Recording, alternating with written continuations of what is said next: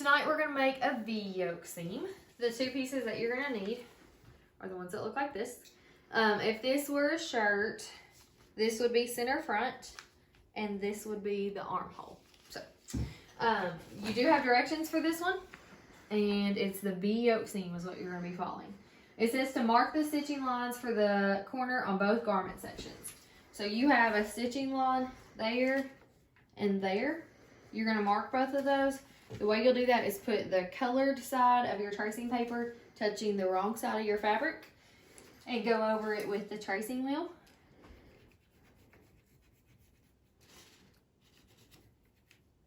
And one thing I think makes it easier on both of them, so you know exactly where the point is in that V, I'm going to mark right where the point is just so I can see it later. Okay. Then step 2 says reinforce the bottom piece. The bottom piece is this one by sewing a shortened stitch length on the seam line approximately 1 inch on either side of the corner. So I'll show you what that means. You want to make a shorter stitch length. So when we did gathering, we played with making the stitch length longer. This time we're going to make the stitch length shorter. So I'm just going to push this button a few times. On the Brother machine, you can move the gray dial to between 1 and 2. And I'm going to sew about 1 inch, it doesn't matter if it's a little more or less, from each side of where that V points. And I'm going to follow the line that I just marked.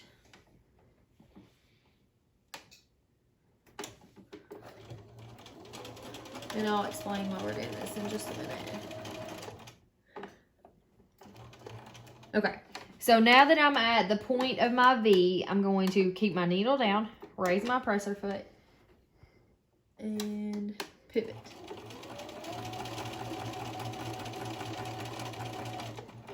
I'm going to go about 1 inch there. Now I'm going to take my scissors, and I think this is step 3. It says clip the corner of the piece you reinforced all the way to the reinforcement stitching.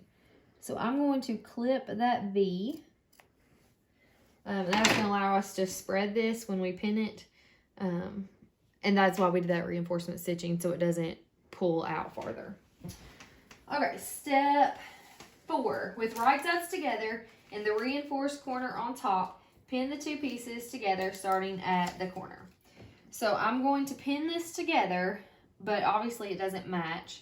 So I'm going to start with my notches.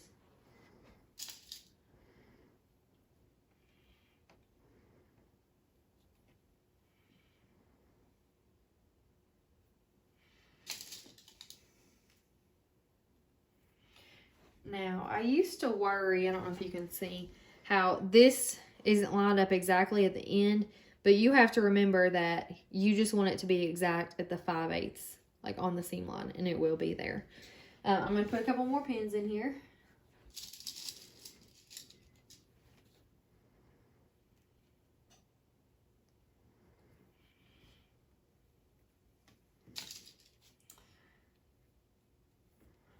All right.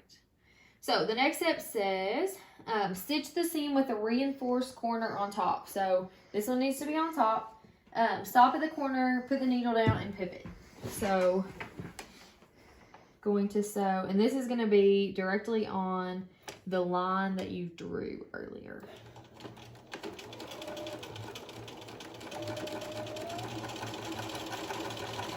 Oh, whoops.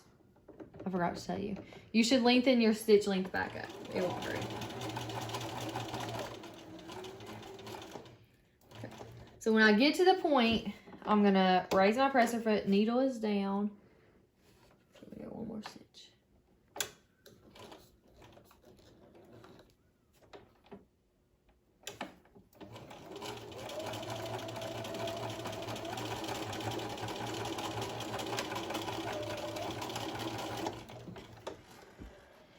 Okay, the next step says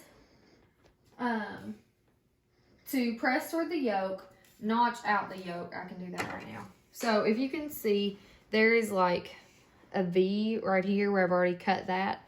I need to take my scissors and cut that notch out on the other piece. Okay, I'm going to press it toward the yoke which is the top.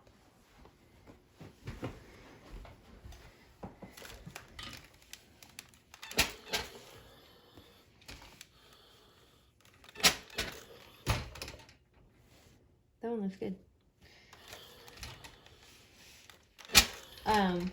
Now, if you can see, like I can see a few of my reinforcement stitches, take those out with a seam ripper because you shouldn't see those.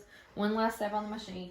It says to finish the seam edges, so I'm going to put it on a zigzag and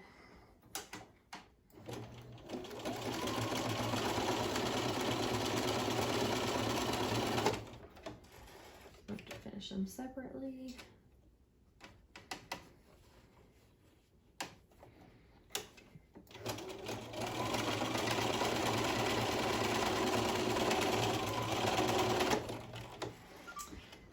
Okay, so I need to cut my loose threads. I need to take out that reinforcement stitching, and then you can staple it right side up at the top on your V yoke seam.